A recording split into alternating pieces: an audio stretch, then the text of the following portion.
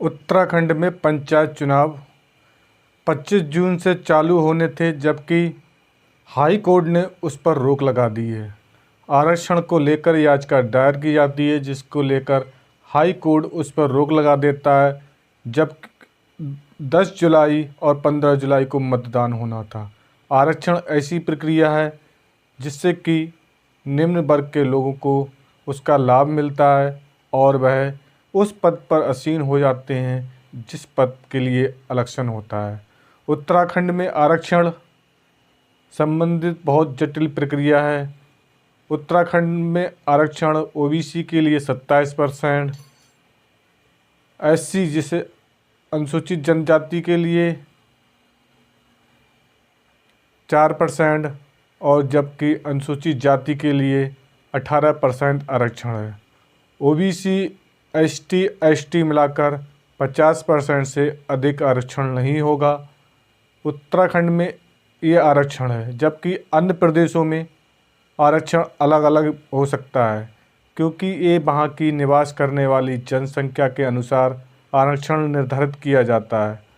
उत्तराखंड पंचायत चुनाव की पूरी तैयारी कर ली जाती है, लेकिन आरक्षण संबंधी पेच फंस जाता है, जिसके लिए अब चुनाव आयोग नई तिथियों का ऐलान जल्द करेगा। लेकिन आरक्षण में जो आई विपदा के लिए वह पूरी तरह से पारदर्शिता और निष्पक्षता के लिए कार्य करेगा। आरक्षण के लिए जो याचिका दायर की गई हैं, उनकी सुनवाई करते हुए न्यायमूर्ति ने आदेश दिया है कि जिस प्रकार से आरक्षण लागू है वह आरक्षण सही है गलत है, उसकी पूरी सत्यता जांच की जानी चाहिए, जिससे कि कोई भी वर्ग का व्यक्ति छूट ना सके। और एसटी तथा महिलाओं के लिए 33% आरक्षण निर्धारित किया गया है, जो कि महिला सरपंच या अध्यक्ष बन सकें, जिससे कि महिलाओं की भागीदारी अधिक से अधिक हो सके। आरक्षण इस प्रकार होगा जैसे मैं बताना चाहता हूँ, या उससे अलग भी हो सकता है। जैसे आपके ग्राम पंचायत में एसटी का 4% जनसंख्या निवास करती है, तो वहाँ पर चुनाव आयोग 4% के हिसाब से सीट दे सकता है।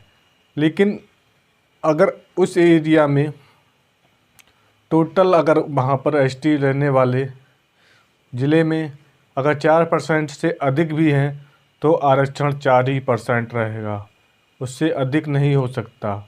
ऐसी अनुसूचित जनजाति के लिए एससी के लिए 18% आरक्षण है।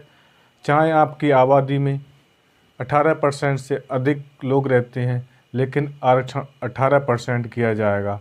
लेकिन वहाँ से अगर कम रहते हैं तो आरक्षण वहाँ कम किया जाएगा, लेकिन सभी आरक्षण को मिलाकर 50% से अधिक आरक्षण नहीं किया जा सकता।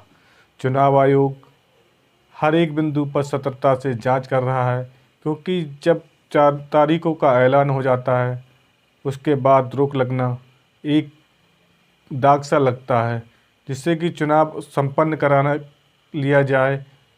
उत्तराखंड में 13 जिला अध्यक्षों का चुनाव होना था, लेकिन हरिद्वार को छोड़कर 12 जिला पंचायत अध्यक्षों का चुनाव अब होगा। नई तारीखों का जल्द ऐलान करती है सरकार और चुनाव आयोग। देखते हैं आरक्षण संबंधी किस प्रकार से नए